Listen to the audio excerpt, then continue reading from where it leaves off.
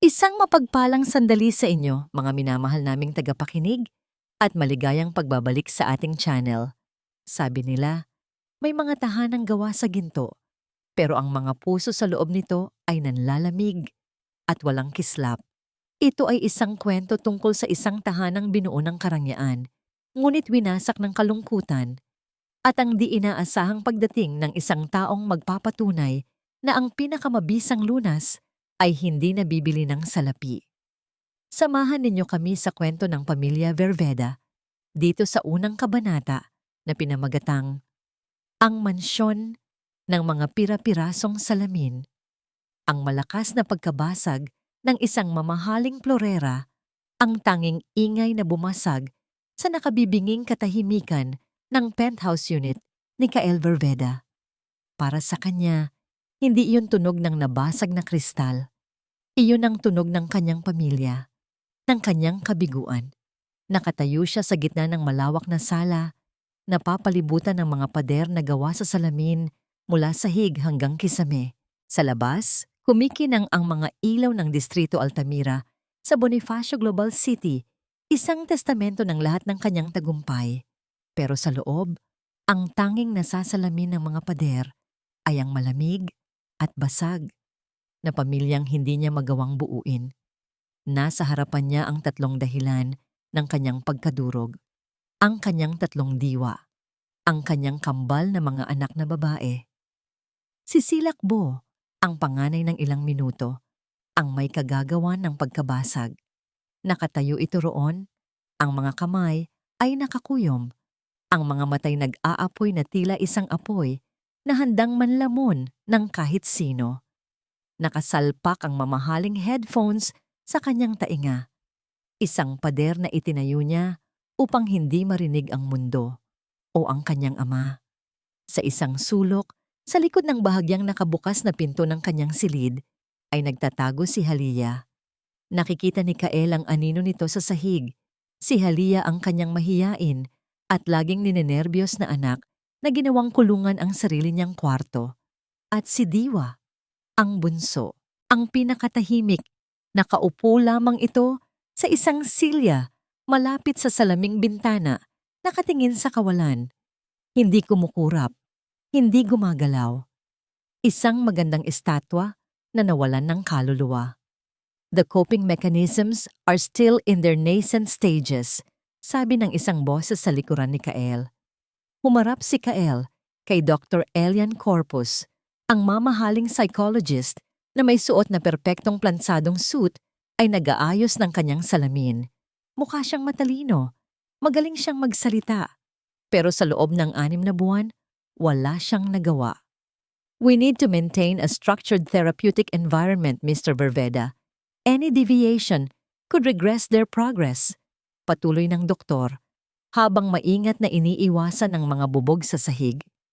Anong progress, Doc? Malamig na tanong ni Kael. Ang boses niya ay pagod na. 6 na buwan na.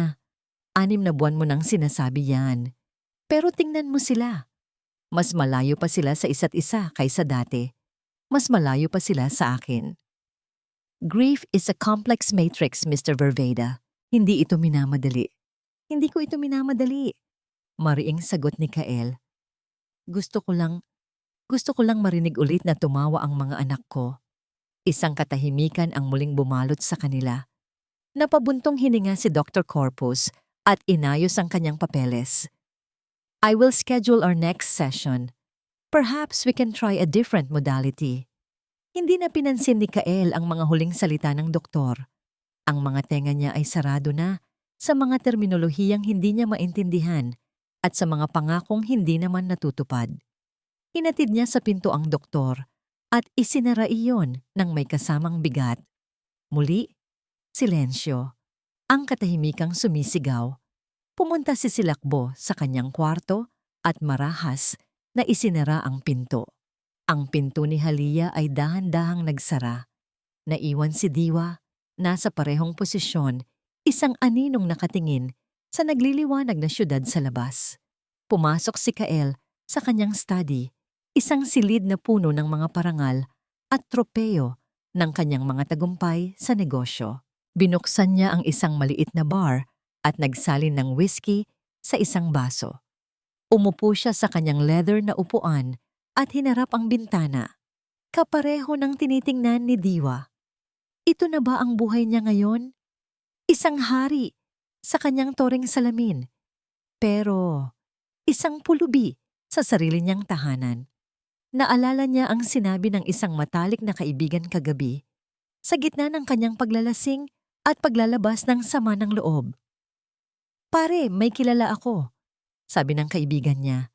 "Huwag kang mag-expect ng diploma o kung ano. Taga Laguna. Matanda na. Pero Kael, marunong siyang makinig." Noon, pinagtawanan niya ang ideya. Isang katulong mula sa probinsya. Ano ang magagawa noon na hindi nagawa ng pinakamagaling na child psychologist sa bansa? Pero ngayon, habang tinititigan niya ang sariling refleksyon sa salamin, isang lalaking mayaman, makapangyarihan, pero talunan, ang desperasyon ay nagsimulang kumain sa kanyang pagmamataas. Kinuha niya ang kanyang cellphone. Hinanap ang numerong isinulat niya sa isang tissue paper kagabi. Isang pangalan ang nakasulat doon. Hiraya Marasigan. Tinitigan niya ang mga letra. Ang kanyang daliri ay nanginginig sa ibabaw ng screen. Ito na ang huling barahan niya. Isang sugal na hindi niya alam kung paano lalaruin. Ipinikit niya ang kanyang mga mata. Inalala ang mukha ng kanyang yumaong asawa at humingi ng tulong sa hangin. Pagkatapos, pinindot niya ang call button. Isang ring, dalawa. Nang akala niya ay walang sasagot, isang boses ang tumugon mula sa kabilang linya. Hindi ito malakas, hindi ito magarbo. Isang tinig na kalmado at mainit, tila isang sinag ng araw sa isang malamig na umaga. "Marasigan po. Paano po ako makakatulong sa inyo?" Ang pagsara ng pinto ng elevator sa likuran ni Hiraya Marasigan ay tila tunog ng isang kandado sa isang gintong hawla. Pagbukas nito, isang malamig na hangin mula sa aircon ang sumalubong sa kanya, kasama ng isang katahimikang hindi pangkaraniwan. Hindi siya nasilaw sa kumikinang na sahig na gawa sa marmol o sa mga mamahaling muebles na tila hindi man lang naupuan. Ang nakita niya ay isang espasyong malawak, ngunit kulang sa buhay. Isang tahanang malaki, ngunit walang init. "Welcome, Mrs. Marasigan," bati ni Ginoong Kael Verveda. Ang boses nito'y formal at may bigat, gaya ng isang taong sanay mag-utos. Ngunit sa likod ng tindighari nito, nakita ni Hiraya ang pagod sa kanyang mga mata. "Hiraya na lang po, Ginoong Kael," sagot niya ng may magalang na ngiti. Ang suot niyang simpleng blusa at mahabang palda ay tila dayuhan sa lugar na yon, ngunit hindi siya natinag. Dinala siya ni Ginoong Kael sa sala, kung saan ang mga bubog ng nabasag na florera ay kalilinis lang. Ngunit ang mga piraso, para kay Hiraya, ay naroon pa rin, hindi sa sahig, kundi sa hangin. At doon, nakita niya sila. Ang tatlong diwa. Isang pinto ng kwarto, ang marahas na bumukas. Isang dalagitang, may matalim na tingin ang lumabas. Si Silakbo. Tiningnan siya nito mula ulo hanggang paa, na para bang isa siyang pesteng kailangang paalisin. Naglakad ito papunta sa kusina. Sumunod si Hiraya. "Magandang araw sa iyo, Hija," bati niya. Hindi sumagot si Silakbo.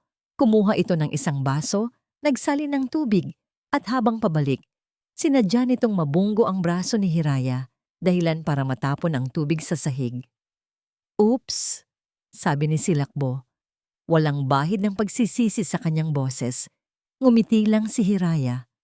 Isang nangiting hindi mapanghusga. "Ayos lang, ang tubig nililinis lang yan." Kumuha siya ng basahan at pinunasan ang sahig. Nagulat si Silakbo sa reaksyon niya. Inaasahan nito ang galit, ang sermon. Ngunit wala. Bumalik ito sa kanyang kwarto at muling isinara ang pinto ng malakas. Pagkatapos, napansin ni Hiraya ang isang bahagyang paggalaw. Sa isa pang kwarto, isang siwang sa pinto ang naroon. Sa dilim, Isang pares ng mga matang puno ng takot ang sumisilip. Si Halia. Hindi ito pinansin ni Hiraya. Sa halip, dahan-dahan siyang tumango sa direksyon ng pinto bago nagpatuloy sa kanyang ginagawa. Ibinibigay niya rito ang espasyong kailangan nito. Ang huli niyang nakita ay ang dalagitang nakaupo malapit sa bintana. Si Diwa. Ang mga mata nito'y nakatanaw sa malayo, bakante at walang emosyon. Lumapit si Hiraya, hindi sa kanya, kundi sa isang maliit na mesa sa tabi. May isang picture frame doon, nakahiga at nababalutan ng alikabok. Dahan-dahan niya itong pinulot. Isang larawan ng isang masayang pamilya, isang magandang babae, si Ginoong Kael, at 3 maliliit na anghel na magkakamukha. Pinunasan niya ang alikabok gamit ang laylayan ng kanyang damit. Itinayo niya itong muli. Hindi niya sinubukang kausapin ang mga bata. Hindi niya sila pinilit. Alam niyang ang mga sugat na hindi nakikita ang siyang pinakamatagal maghilom. Sa halip, kumuha siya ng isang maliit na bangko. Umupo sa tapat ng malaking bintana kung saan laging nakatingin si Diwa. At nagsimula siyang magsalita. Hindi sa kanila, kundi sa hangin, sa salamin, sa katahimikan. Alam niyo ba?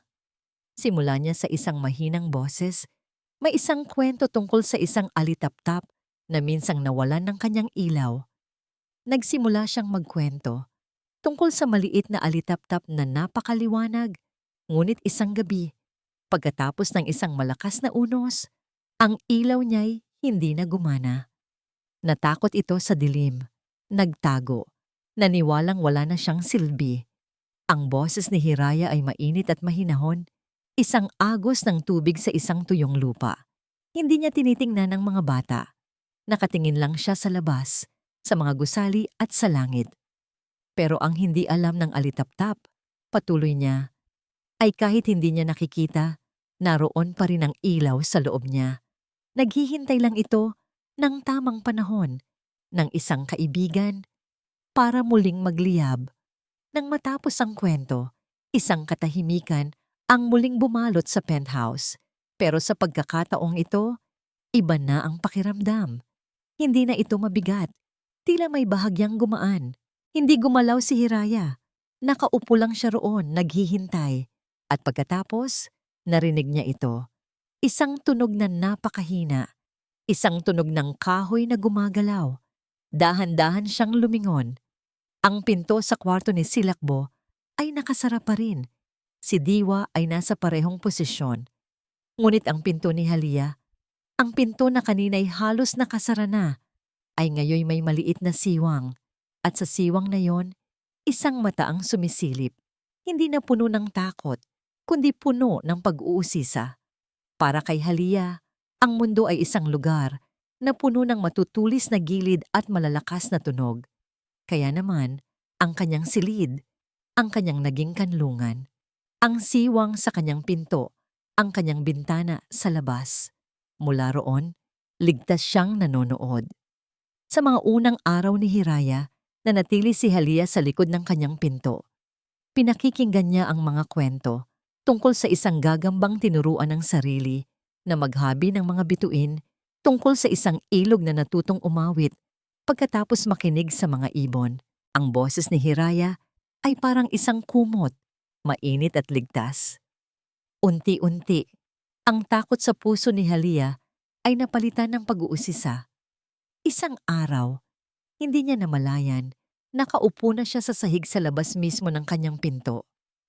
Kinabukasan, nasa pinakamalayong armchair na siya sa sala. Yakap-yakap ang kanyang mga tuhod. Nandoon din si Silakbo sa sofa, nakasuot pa rin ng headphones. Pero napansin ni Halia na ang mga daliri nito ay hindi tumutugma sa anumang ritmo. Tahimik itong nakikinig. At si Diwa, gaya ng dati, ay nasa kanyang pwesto, malapit sa bintana, isang estatwang nabubuhay.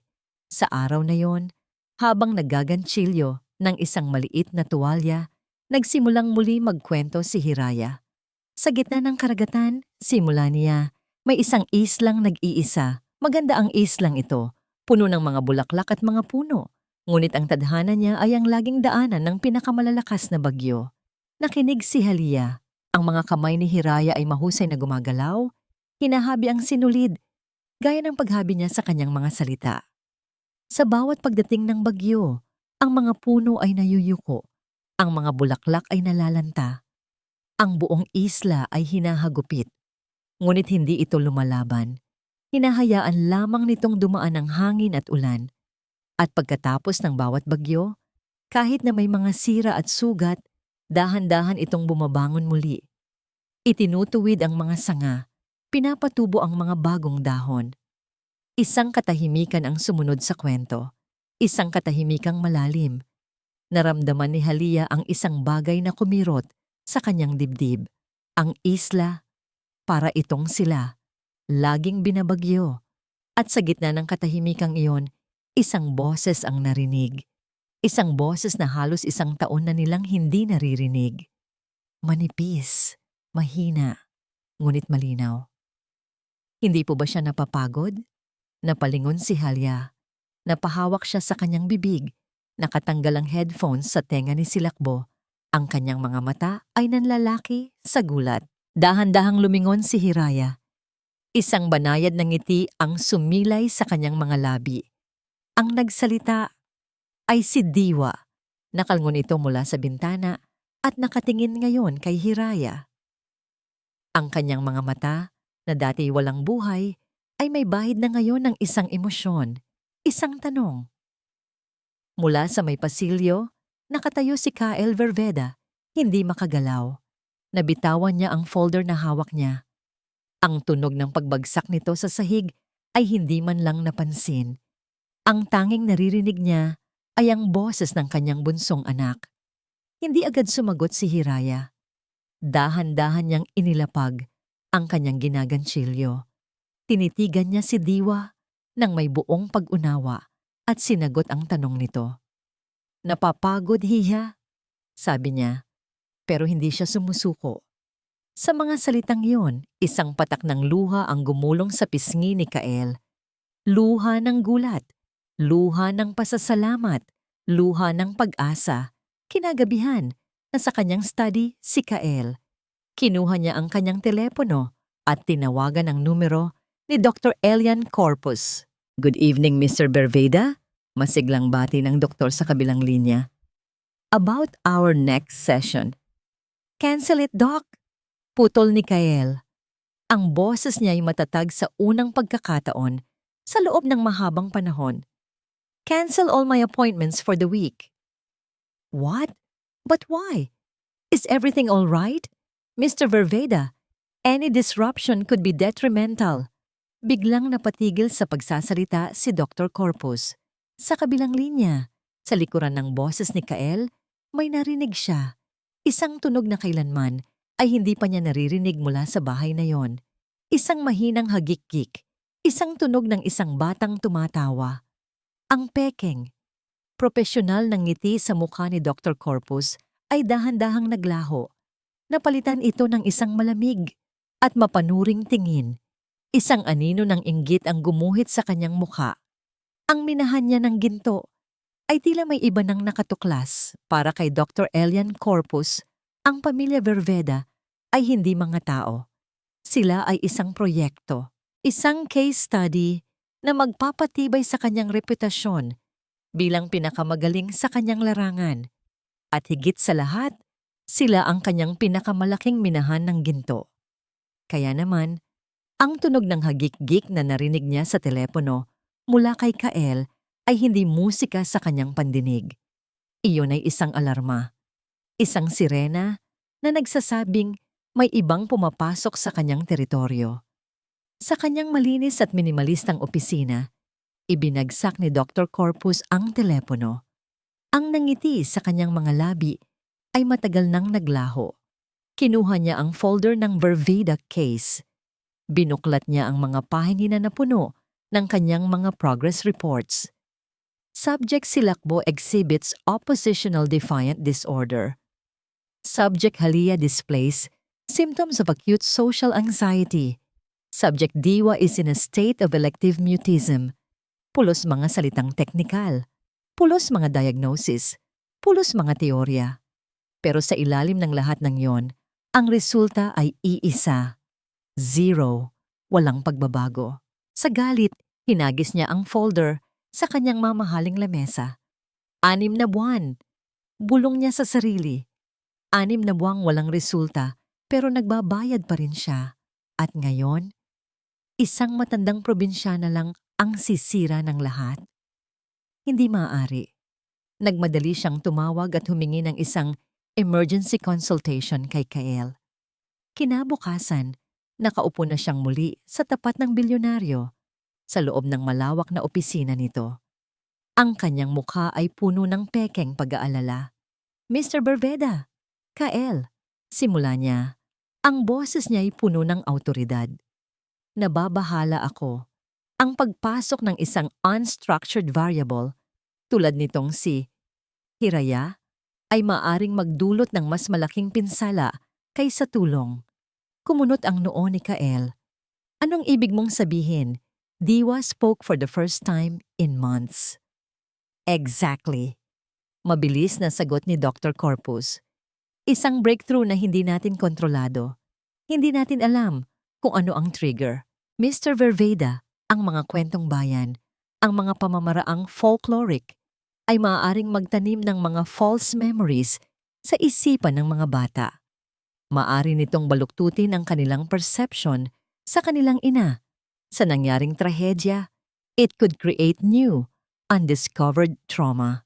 Ginamit niya ang mga salita bilang sandata, mga salitang nakakatakot para sa isang amang desperado at gustong kontrolin ang lahat.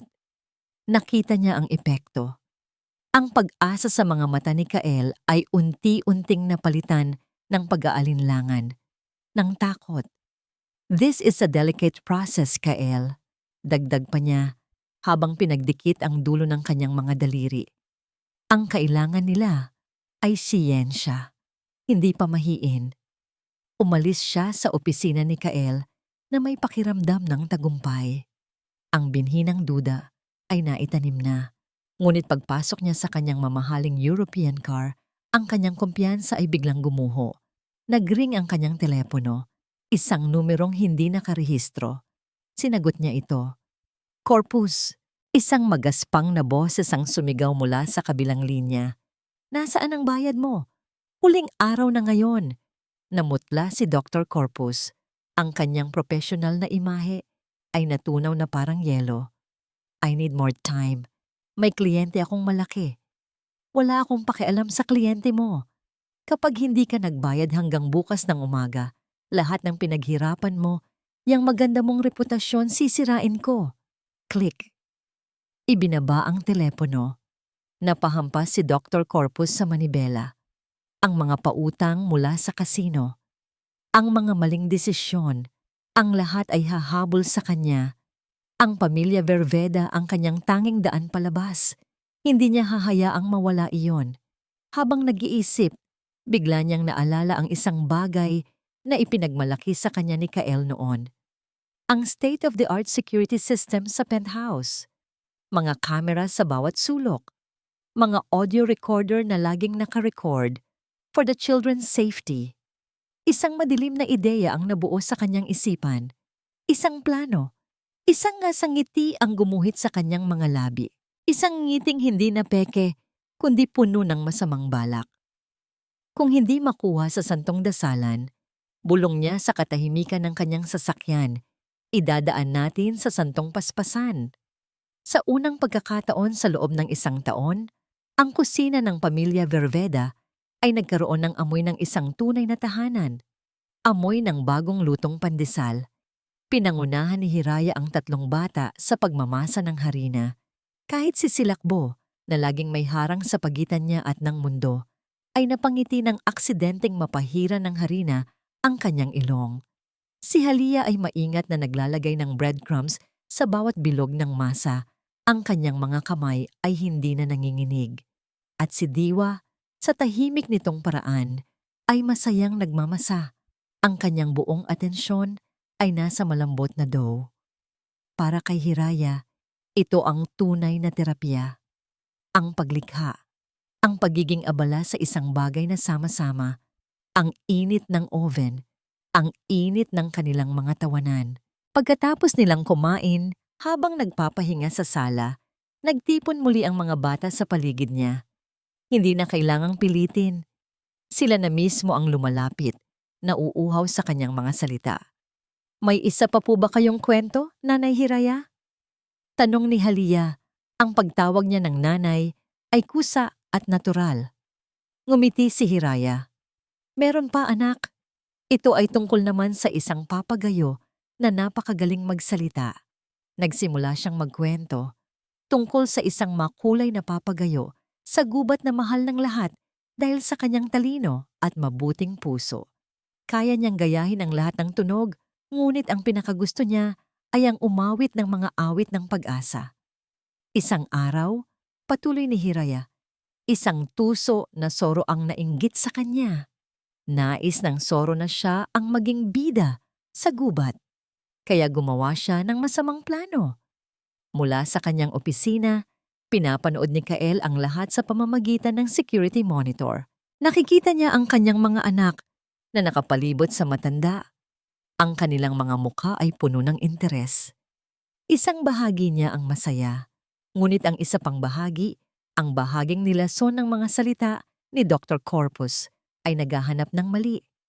False memories, undiscovered trauma, umalingaw-ngaw ang mga salita sa kanyang isipan. Nagtago ang soro sa ilalim ng puno. Sabi pa ni Hiraya sa sala. Gamit ang isang kakaibang dahon, lihim niyang ni-record ang boses ng papagayo. Kinuha niya ang isang salita mula sa isang awit, isang pangungusap mula sa isang tula, isang sigaw mula sa isang laro. Sa kanyang madilim na opisina sa kabilang panig ng syudad, eksakto yon ang ginagawa ni Dr. Corpus. Sa kanyang laptop, bukas ang isang audio editing software. Pinakikinggan niya ang mga recording mula sa security system ng mga Verveda. Hinihiwa niya ang mga salita ni Hiraya. Isang salita dito, isang parirala doon. Pagkatapos, sabi ni Hiraya, ang boses niya ay may bahid ng lungkot, pinutol, at pinagdikit-dikit ng soro ang mga salita. Ang magagandang awit ng papagayo ay ginawa niyang mga kasinungalingan. Pinalabas niyang sinisiraan ng papagayo ang ibang mga hayop. Ang boses na dati nagbibigay pag-asa ay ginawa niyang sandata ng paninira. Napasinghap si Halia. Sumimangot si Silakbo, ramdam ang inhustisya sa kwento. Sa monitor, nakita ni Kael ang mga reaksyon ng kanyang mga anak. Ang kanilang emosyon ay nakatali na sa babaeng ito. Gaano na kalaki ang impluwensya ni Hiraya sa kanila? Masyado na ba siyang nagtitiwala? Naniwala ang buong gubat sa soro. Pagtatapos ni Hiraya, itinaboy nila ang kawawang papagayo na hindi maintindihan kung ano ang kanyang nagawang mali. Ang kanyang boses, ang kanyang pinakamahalagang yaman, ay ninakaw at ginamit laban sa kanya. Sa opisina ni Dr. Corpus, pinindot niya ang Save Us. Ang file name, Verveda Proof Final MP3. Ikinabit niya ito sa isang bagong email. Sa penthouse, tapos na ang kwento. Ngunit ang aral nito ay nanatili sa hangin. Sa opisina ni Kael, nanatili ang pagdududa. Tinitigan niya ang screen, nag-iisip, gulong-gulo. Biglang, isang tunog ng notifikasyon ang narinig mula sa kanyang computer. Isang bagong email. Lumapit siya. Tiningnan niya kung kanino galing. Mula kay Dr. Elian Corpus. Ang pag-click ng mouse ni Kael Verveda sa email attachment ay ang tunog ng isang patibong na nagsara. Isinuot niya ang kanyang headphones, gaya ng payo sa email, at pinindot ang play. Ang unang narinig niya ay ang pamilyar na boses ni Hiraya. Mainit at mahinahon. Ngunit ang mga salitang lumalabas sa bibig nito ay isang bangungot. Ang inyong ina, isang aksidente. Baka yun ang kabayaran. Ang mga salita ay putol-putol. Tila kinuha mula sa iba't ibang pag-uusap. Pero sa tainga ng isang amang nagluluksa at natatakot, ang mga ito ay parang lason. Baka hindi na siya babalik dahil sa inyo. Isang flashback ang mabilis na dumaan sa isip ni Kael. Ang kanyang asawa, nakangiti habang yakap ang tatlong bata. Ang tawa nito na pumupuno sa buong bahay. Ang alaala ay mabilis na napalitan ng imahe ng isang karambola, ng sasakyan, ng salaming basag, ng katahimikan. Kailangan ninyong matakot. Ang dilim ang inyong kasama. Tinanggal ni Kael ang headphones na parabang napaso siya. Ang kanyang paghinga ay mabigat. Ang kanyang mga kamao ay nakakuyom. Ang lahat ng babala ni Dr. Corpus ay bumalik sa kanya. False memories, undiscovered trauma, scientific approach. Naniwala siya. Ang takot na baka may ginagawa siyang mali. Ang takot na baka lalong nasasaktan ng kanyang mga anak ay naging isang dambuhalang alon na lumamon sa kanyang katinuan. Ang tiwalang unti-unti niyang ibinibigay kay Hiraya ay gumuho sa isang iglap, naging abo ng hinala at galit. Hindi na siya nag-isip, hindi na siya nagsuri. Ang tanging alam niya ay kailangan niyang alisin ang banta. Tumayo siya mula sa kanyang upuan, ang kanyang muka ay isang maskara ng malamig na galit. Lumabas siya ng kanyang study. Ang bawat hakbang niya ay mabigat at may awtoridad. Sa sala, nagtatawanan pa ang mga bata habang tinutulungan si Hiraya na ayusin ang mga sinulid na ginagamit nito sa panggagansilyo. Ang eksena ay perpekto. Isang larawan ng isang pamilyang nagsisimulang maghilom. Ngunit ang pagdating ni Kael ay parang isang biglaang paglamig ng hangin. Halya, silakbo, diwa, pumasok kayo sa mga kwarto ninyo. Utos niya. Ang boses niya ay walang emosyon. Natigilan ng tatlo. Napatingin sila sa kanilang ama, naguguluhan. Pero Dad, simula ni Silakbo. Now! Sigaw ni Kael, isang sigaw na umalingaw-ngaw sa buong penthouse. Napatalon sa gulat ang tatlong bata. Walang nakapagsalita. Dahan-dahan silang tumayo at sa unang pagkakataon, naglakad sila nang magkakasabay papunta sa kani-kanilang silid. Ang kanilang mga balikat ay nakayuko sa takot. Naiwan si Hiraya at si Kael sa gitna ng sala. Tumayo si Hiraya, ang kanyang mukha ay puno ng pagkalito at pag-aalala. Ginoong Kael, may problema po ba? Hindi siya sinagot ni Kael. Sa halip lumapit ito sa kanya. Ang mga mata nito ay puno ng isang bagay na hindi pa nakikita ni Hiraya dati. Pagkasuklam. Akala ko tutulungan mo sila, sabi ni Kael. Ang boses niya ay mababa at nanggigigil. Akala ko iba ka, pero isa ka lang palang manggagamot na nagtatanim ng lason sa isipan ng mga anak ko.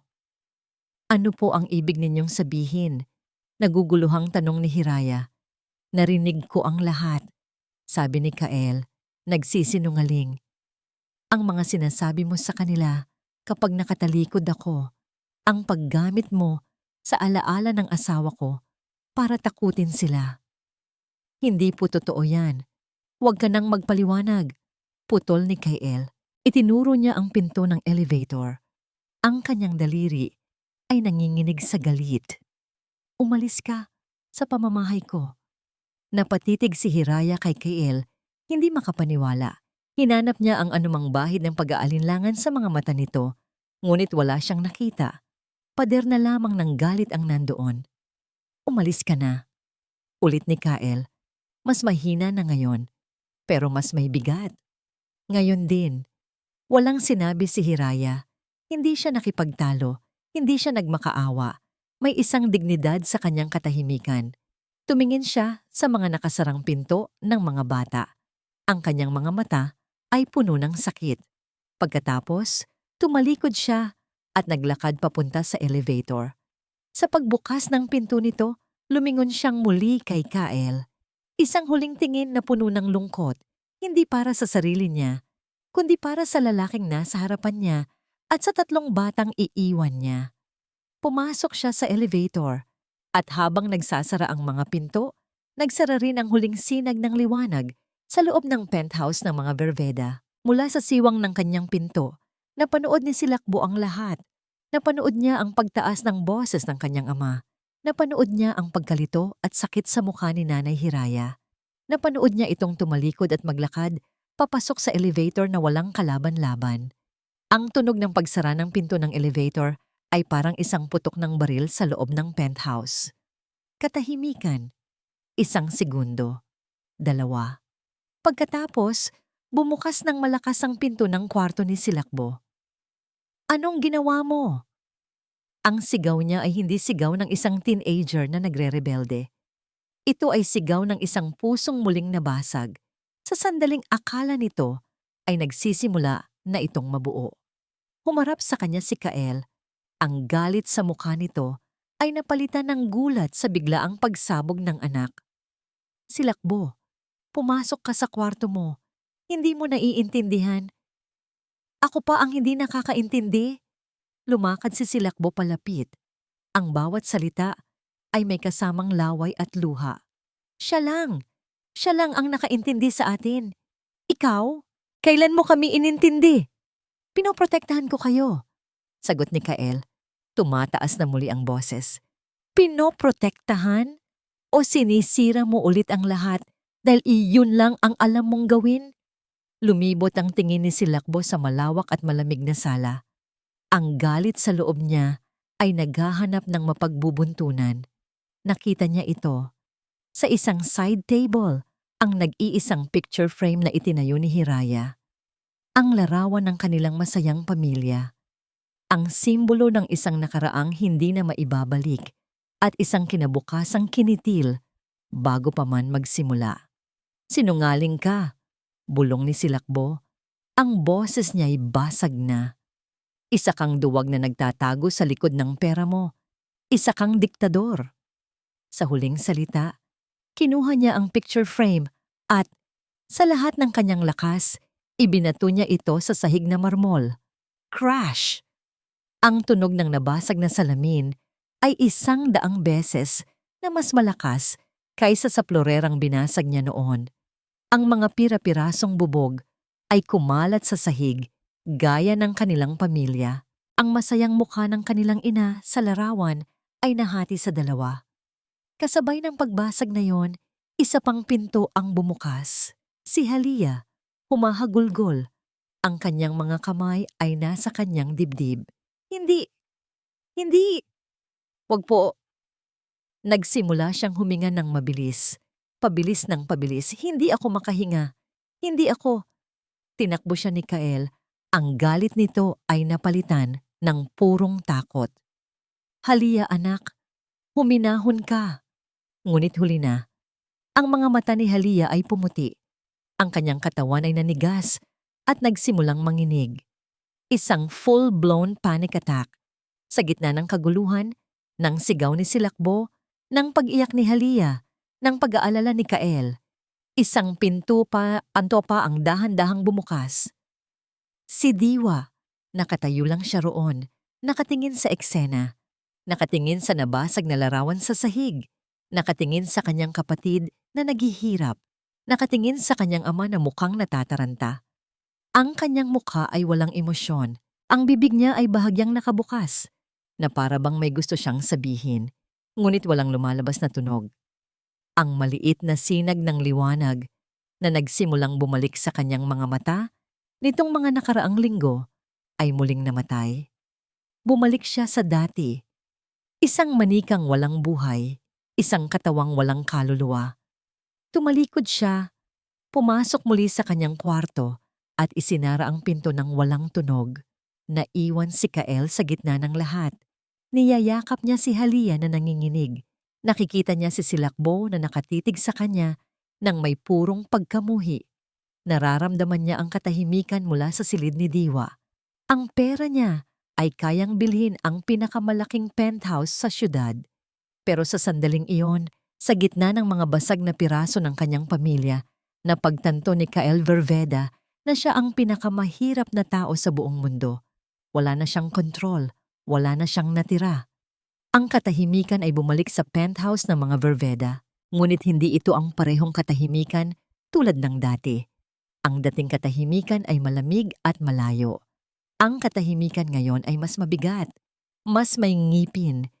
Ito ang katahimikang puno ng mga bagay na hindi masabi. Puno ng hinanakit, ng galit, ng pagsisisi. Kinabukasan, sinubukan ni Kael. Sa unang pagkakataon sa loob ng maraming taon, siya mismo ang naghanda ng almusal. Nagprito siya ng itlog at bacon, gumawa ng toast. Isang desperadong pagtatangka na maging isang ama. Inilagay niya ang mga plato sa mesa. Ngunit walang lumabas sa kanilang mga silid. Ang masarap na amoy ng pagkain ay unti-unting lumamig, gaya ng kanyang pag-asa. Pagkalipas ng isang oras, mag-isa niyang iniligpit ang mga platong hindi man lang nagalaw. Sinubukan niyang kumatok. Sa pinto ni Silakbo, isang malakas na "umalis ka" ang sumalubong sa kanya. Sa pinto ni Halia, isang mahinang paghikbilang ang kanyang narinig. Sa pinto ni Diwa, wala. Walang tunog. Walang buhay. Sa kanyang pagkatalo, pumasok si Kael sa home theater ng penthouse. Umupo siya sa dilim at pinanood ang mga lumang home video. Ang kanyang asawa, tumatawa habang hinahabol ang tatlong maliliit na bata sa isang parke. Ang tatlong kambal, sabay-sabay na hinihipan ang mga kandila sa kanilang birthday cake. Mga multo ng isang masayang nakaraan na siya mismo ang sumisira sa kasalukuyan. Saan ako nagkamali? Ang tanong ay paulit-ulit na tumatakbo sa kanyang isipan. Sa desperasyon, bumalik siya sa kanyang study. Binuksan niya ang kanyang computer at hinanap ang security files. Kailangan niyang malaman. Kailangan niyang makita kung saan nagsimula ang lason. Pinakinggan niya ang mga audio recording mula sa unang araw na dumating si Hiraya. Narinig niya ang kwento tungkol sa alitaptap. Narinig niya ang pag-uusap nila sa kusina. Narinig niya ang unti-unting pagbabago sa boses ng kanyang mga anak. Narinig niya ang pagtawa, ang mga tanong, ang simula ng paghilom. At pagkatapos ay dumating siya sa recording ng araw na yon. Ang araw bago niya pinalayas si Hiraya. Pinakinggan niya ang masayang paggawa nila ng pandesal. At pagkatapos, narinig niya ang simula ng isang kwento. Ang kwento tungkol sa papagayo. Nakikinig lang siya, halos wala sa sarili, hanggang sa marinig niya ang mga partikular na salitang iyon. Mga salitang tila tumalon mula sa speaker at sumampal sa kanya. Lihim niyang nirecord ang boses ng papagayo. Pinutol at pinagdikit-dikit ng soro ang mga salita. Ang kanyang boses, ang kanyang pinakamahalagang yaman, ay ninakaw at ginamit laban sa kanya. Biglang napaupo ng tuwid si Kael. Parang isang suntok sa sikmura ang kanyang naramdaman. Ang kanyang buong katawan ay nanlamig. Isang kwento. Isang babala na hindi niya pinansin. Nanginginig ang kamay niya habang ginagalaw ang mouse. Mabilis niyang hinanap ang email ni Dr. Corpus. Naroon pa rin ang titulo na parang isang pangungutya. Bang Chongkan Kap. Binuksan niya ito at i-download ang audio file na sumira sa lahat. Inilagay niya ang dalawang file sa screen, magkatabi. Ang original na recording mula sa security system na naglalaman ng buong kwento ni Hiraya at ang pruweba na ipinadala ng doktor. Pinakinggan niya muna ang ipinadala ni Dr. Corpus, ang mga salitang puno ng lason. Niyang inyong ina, isang aksidente, baka yun ang kabayaran. Pagkatapos, pinatugtog niya ang buong kwento ni Hiraya tungkol sa papagayo, habang ang mga mata niya ay nakapikit.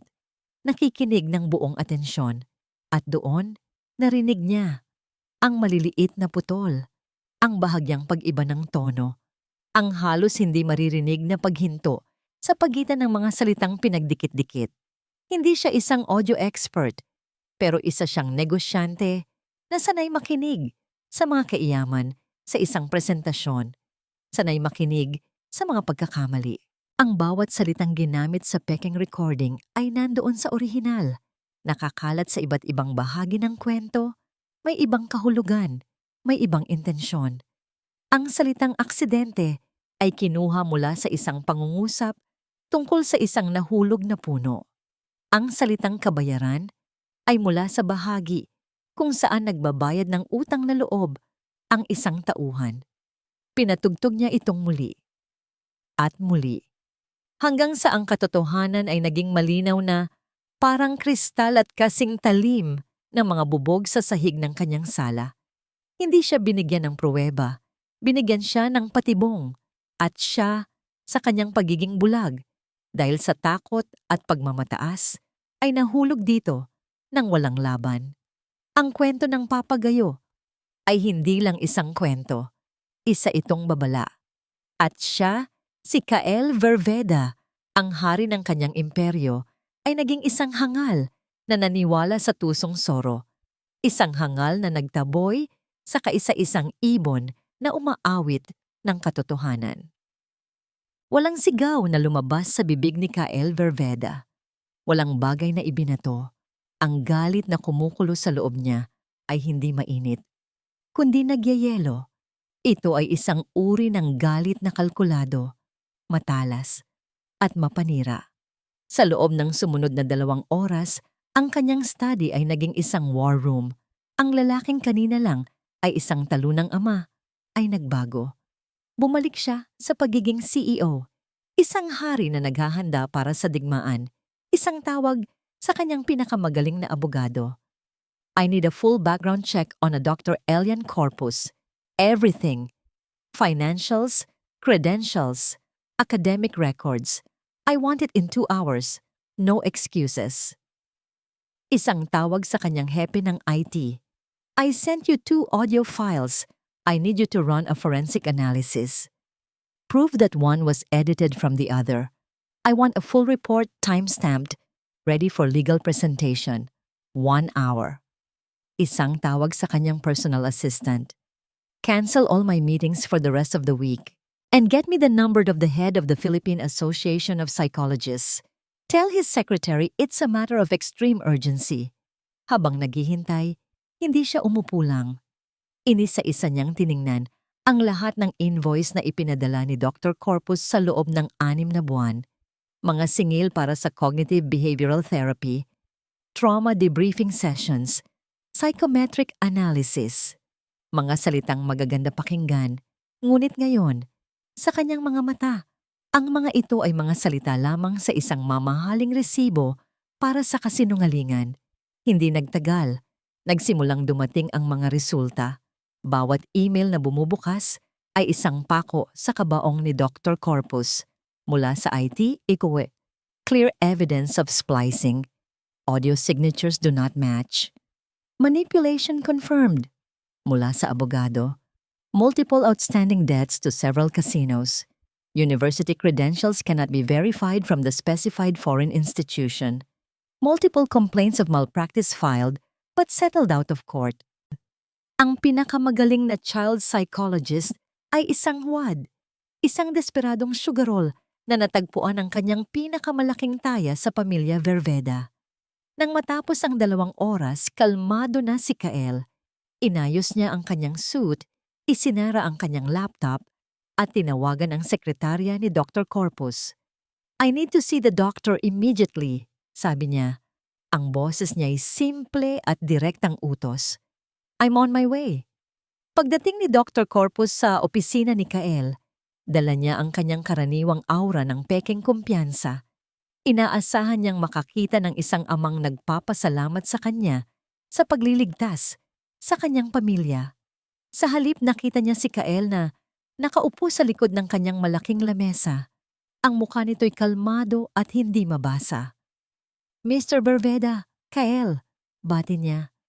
I'm glad you called. I was about to suggest a new therapy module for the children. Hindi sumagot si Kael. Sa halip, pinindot niya ang isang button sa kanyang desk. Mula sa 2 magkahiwalay na speaker sa magkabilang gilid ng silid, 2 audio ang sabay na tumugtog. Sa kaliwang speaker, ang buo at malinaw na kwento ni Hiraya tungkol sa papagayo. Sa kanang speaker, ang pinutol-putol at masamang bersyon na ipinadala niya. Ang 2 boses ay nagsasapawan. Isang perpektong pagpapakita ng katotohanan at ng kasinungalingan. Ang pekeng bamuang ngiti sa mukha ni Dr. Corpus ay natunaw. Ang kulay ng kanyang mukha ay nawala. Napaurong siya ng isang hakbang na tila nasampal. I can explain. Simula niya. Ang boses niya ay nanginginig sa unang pagkakataon. Itinaas ni Kael ang isang kamay para patigilin siya. Pagkatapos, isa-isa niyang inilapag sa lamesa ang mga printout, ang report ng audio analysis, ang listahan ng kanyang mga utang sa kasino, ang mga questionableng credentials. Bawat papel na inilalapag ni Kael ay parang isang hampas sa mukha ni Corpus. Nang mailapag ang huling papel, sumandal si Kael sa kanyang upuan. Tinitigan niya ang doktor, hindi na may galit, kundi may malamig na awa. Hindi ko tatawagin ang pulis, Elian, sabi ni Kael, ginagamit ang pangalan nito sa unang pagkakataon. At hindi rin kita idedemanda, masyadong madali iyon. Huminga siya ng malalim. Binigyan kita ng pagkakataong tulungan ang pamilya ko. Sinira mo sila. Ngayon, panoorin mo kung paano guguho ang lahat ng pinaghirapan mo. Kinuha ni Kael ang kanyang telepono at pinindot ang isang numero sa speed dial. Ipinatong niya ito sa lamesa at pinindot ang loudspeaker. Hello? This is Dr. Alcantara, President of the Philippine Association of Psychologists. Sabi ng isang boses sa kabilang linya. I was told your call was urgent, Mr. Verveda.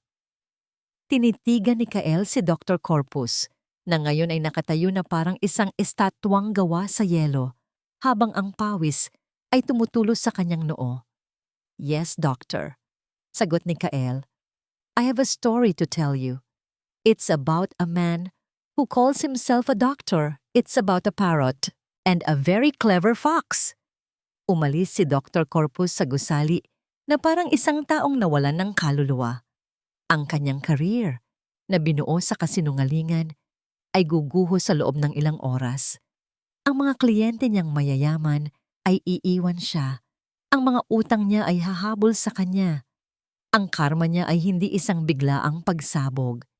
Ito ay isang tahimik at mabagal na pagkawasak na siya mismo ang may gawa.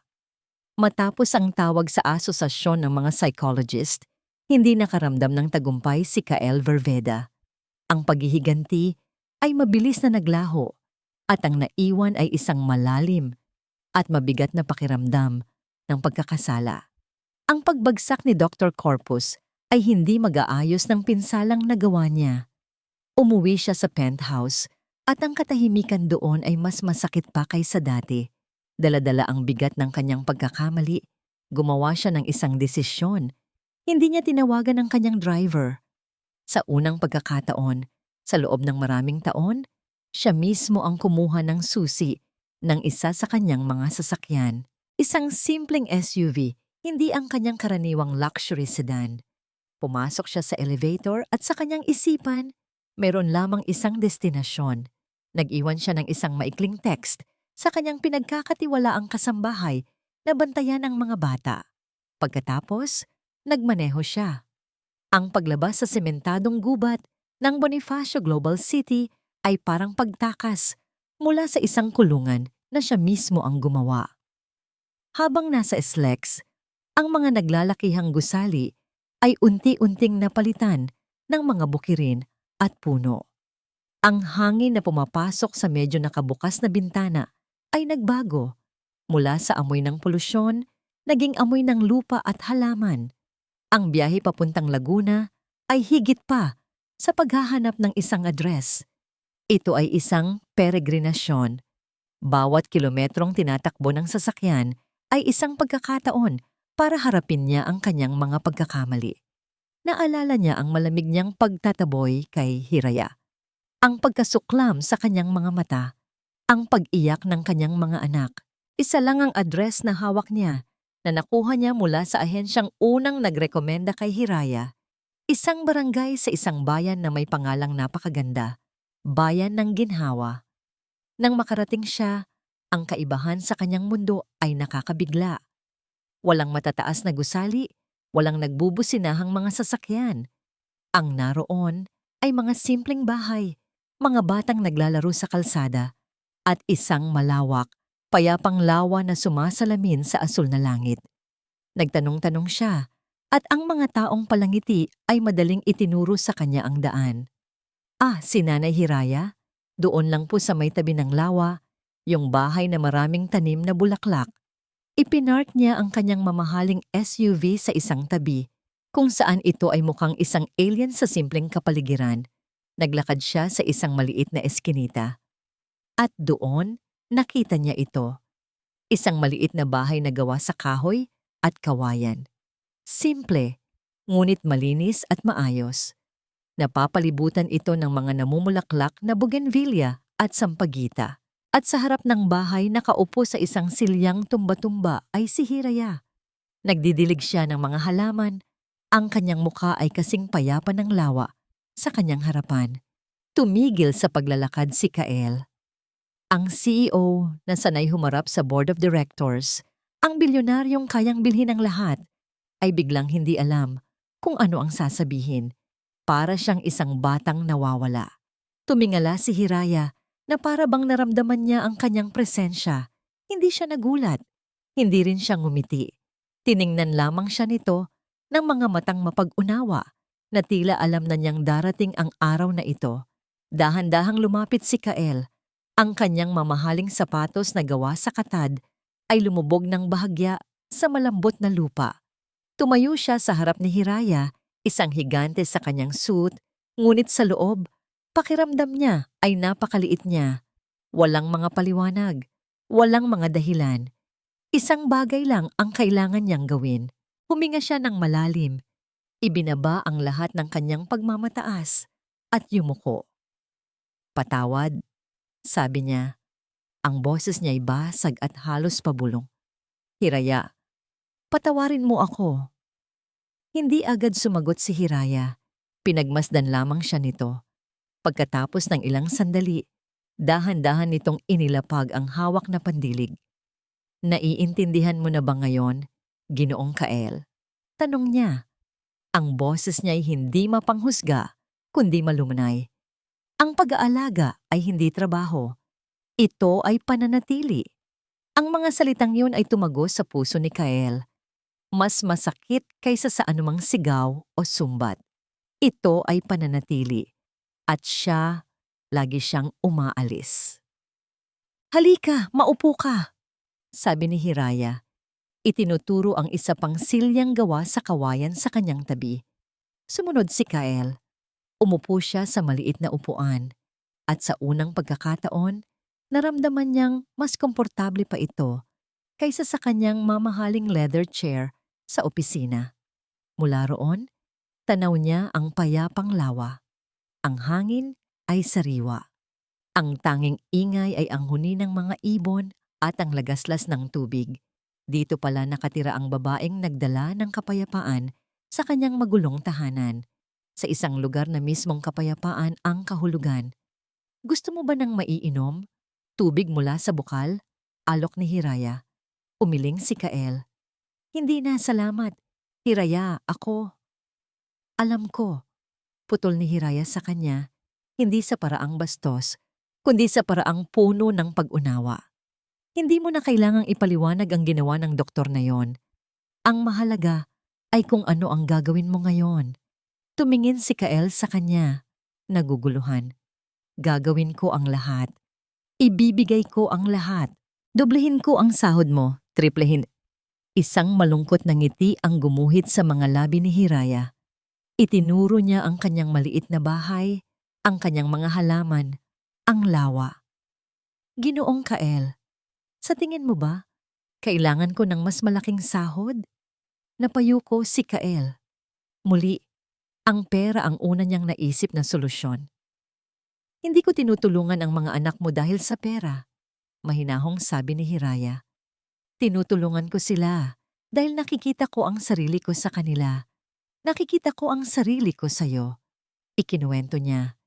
Isang kwentong hindi niya kailanman ibinahagi sa penthouse. Ikinuwento niya ang tungkol sa kanyang kaisa-isang anak na lalaki, si Baste. Isang masayahin at malakas na bata na tinamaan ng isang malubhang sakit. Ikinuwento niya kung paano niya ginugol ang lahat ng kanyang ipon, kung paano siya lumuhod sa lahat ng simbahan, kung paano siya nagmakaawa sa Diyos. Sa huling mga araw niya, sabi ni Hiraya, ang mga mata niya'y nakatanaw sa malayo, sa lawa. Hindi na gamot ang kailangan niya, hindi na rin dasal. Ang kailangan niya lang ay ang kamay kong hawak-hawak ang kamay niya. Ang boses kong nagkukwento sa kanya hanggang sa makatulog siya. Ang kailangan niya lang ay ang pananatili ko sa tabi niya. May isang luhang pumatak mula sa mata ni Hiraya, ngunit hindi niya ito pinunasan. Hinayaan niya lang itong dumaloy. Nawala siya, bulong niya. At sa pagkawala niya natutunan ko ang isang mahalagang bagay. Ang paghilom ay hindi nangyayari sa pag-alis ng sakit. Nangyayari ito sa pagtanggap na ang sakit ay nariyan at sa pagpili na manatili sa tabi ng mga nasasaktan. Ngayon, naintindihan na ni Kael ang lahat. Ang lalim ng pag-unawa ni Hiraya ay hindi galing sa mga libro. Galing ito sa sarili niyang basag na puso. Hindi ko pinapagaling ang mga anak mo, Kael. Sabi niya, sa unang pagkakataon ay tinawag siya sa kanyang pangalan. Sila ang nagpapagaling sa kanilang mga sarili. Ang ginagawa ko lang ay manatili sa tabi nila habang ginagawa nila iyon. Tumingin si Hiraya nang diretso sa mga mata ni Kael. Babalik ako. Babalik ako para kay Halia, si Lakbo at Diwa. Pero may isang kondisyon. Kahit ano, mabilis na sagot ni Kael. Hindi ka na lang magbabayad, sabi ni Hiraya. Sasali ka. Matututo kang manatili. Ang kondisyon ay simple, ngunit para kay Kael, ito ang pinakamahirap na bagay sa mundo. Ang manatili. Ang humarap sa sakit ng walang solusyon na mabibili. Ang maging isang ama, hindi lang isang provider.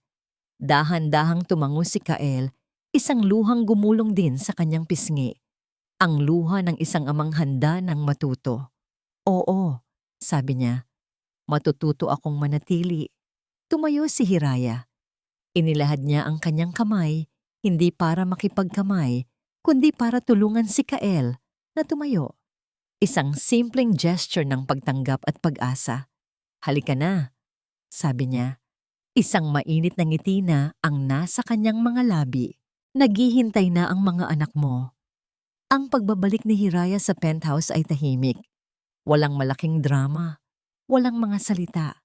Pagbukas ng pinto ng elevator, ang unang sumalubong sa kanya ay si Halia, na marahang lumabas mula sa kanyang silid.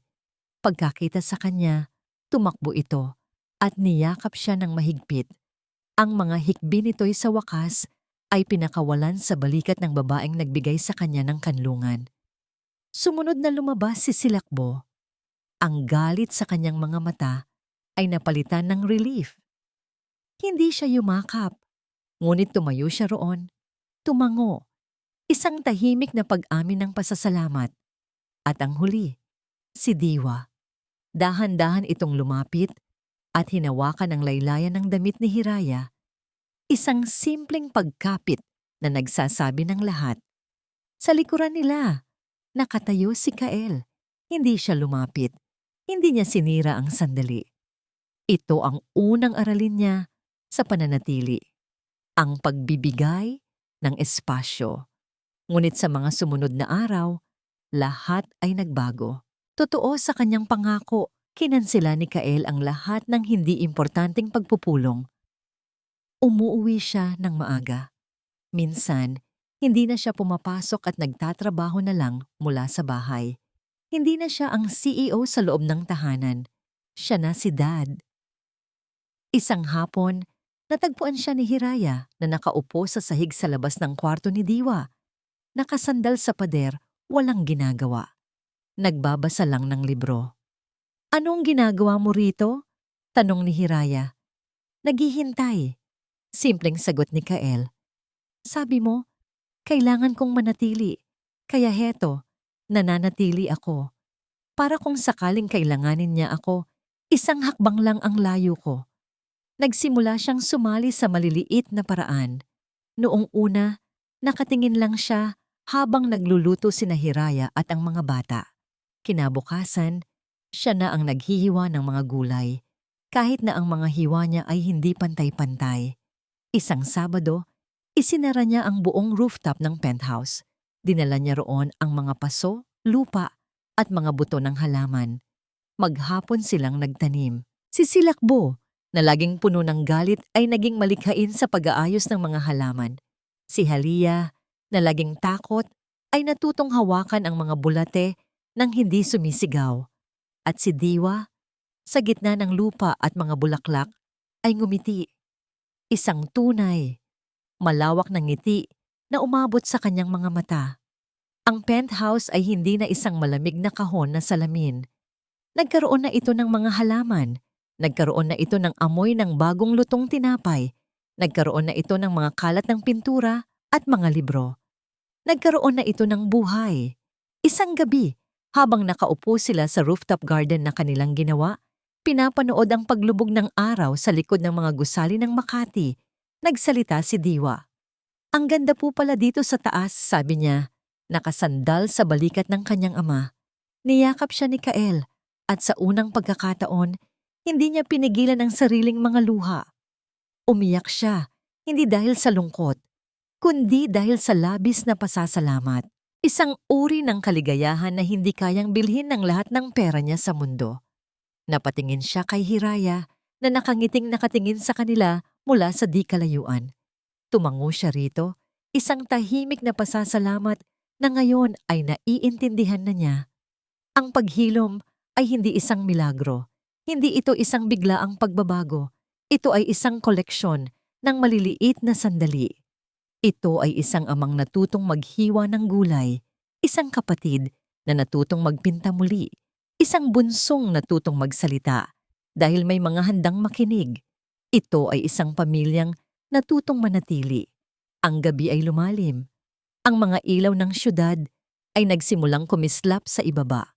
Ngunit sa rooftop na yon, sa gitna ng kanilang munting hardin, mas maliwanag ang ilaw na nagmumula sa mga pusong unti-unting nabubuo.